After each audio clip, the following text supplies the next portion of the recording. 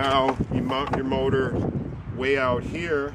I think the best idea I had for Seagull Foldcat owners was my extended motor mount.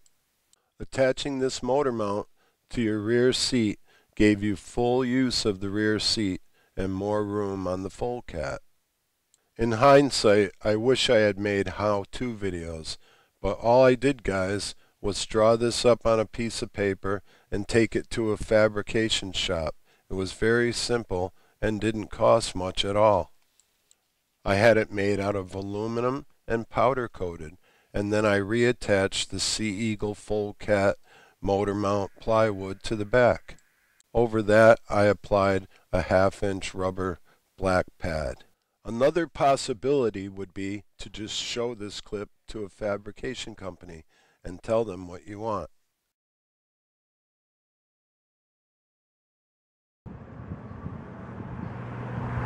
Okay, right here is where I mounted my Humminbird 597 CI. I want to try to work off something that's on the boat already. So what I've done here is I have Velcro in the front, and when I put Velcro on the boats, I put the soft piece on the grab line and material and get all gummed up on you, and that holds in waves and everything else.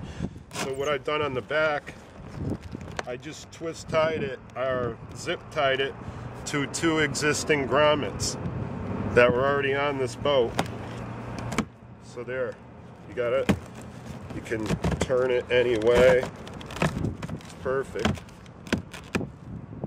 And it's, you know, it's stable. It works great. I can take it off easy. I hung the anchor here.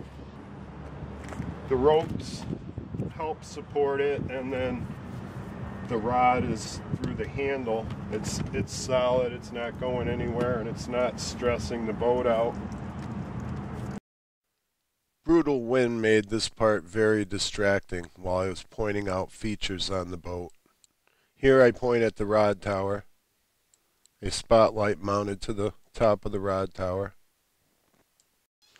A nice touch was this telescopic oar on the side in orange. I'll show better pictures of this rod tower that worked very well, but I'm showing all the accessories that were on it in addition, like the scale.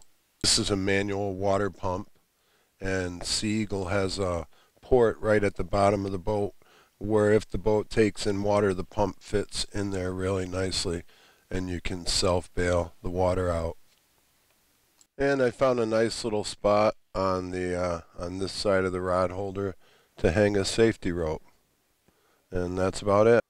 This was the first use of my infamous rod tower design in a Zodiac boat. A simple design with a bucket seat, ready to go. I had a lot of fun in this boat. Unexpectedly, I found this whole clip in my files. Hey everybody, it's Al the Hitman Sims. Wanted to show you my way I have the Seagull set up now. Trying to extend my fishing season. The ice doesn't form in Connecticut early enough, so I've been fishing right along. Today is December 9th, I believe. And got 33 calicos there that I caught this morning. Some nice ones too. So that's how I got it set up. I got a little cabin in here so I can warm up. Got a lot of gear up in the top. Got my fish finder, my flares, got my battery. Keep the back wide open. Can put 5 rods there. Bait tamer, I hang that over the side. Keep the calicos in. It's for a ladder extension when you put it against a house. Okay, this is the boom I constructed.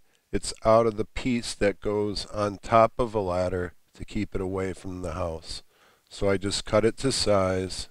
I drilled a single hole in the aluminum and used the same bolt that's holding the rod tower to allow the boom to pivot up and down so you can raise or lower the boom.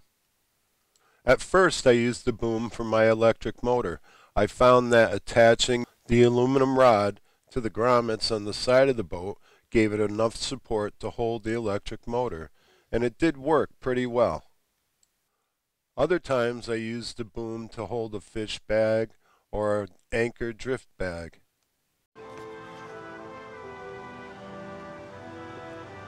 Hey everybody, Hitman here. People have been asking me about my Seagull Sport Runabout 12.5 footer.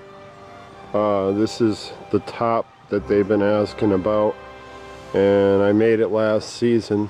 I debuted this idea in 2012, and since then manufacturers had copied it with similar tents that you can accessorize your inflatable boats with.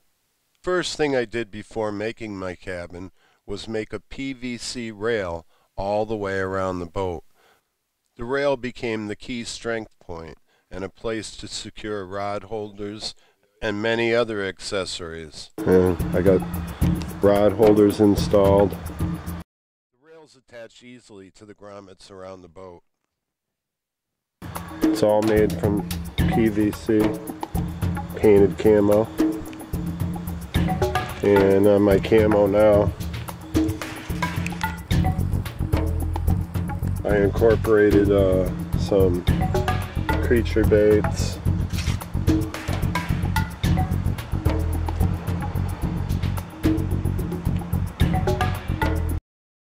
the rod tower, the best of all my creations for inflatable boats, is easy to make, but again, I did not do a tutorial on it. It's all made out of PVC pieces that are readily available at the store. You could draw this out and figure out what you need. For instance, how many elbows and how many straight pieces, and make it to fit your boat. It shouldn't be very hard at all. I'd be glad to answer any questions or comments anyone may have, so please feel free to leave comments on the video. Also guys, don't forget to like and subscribe. Thanks for viewing.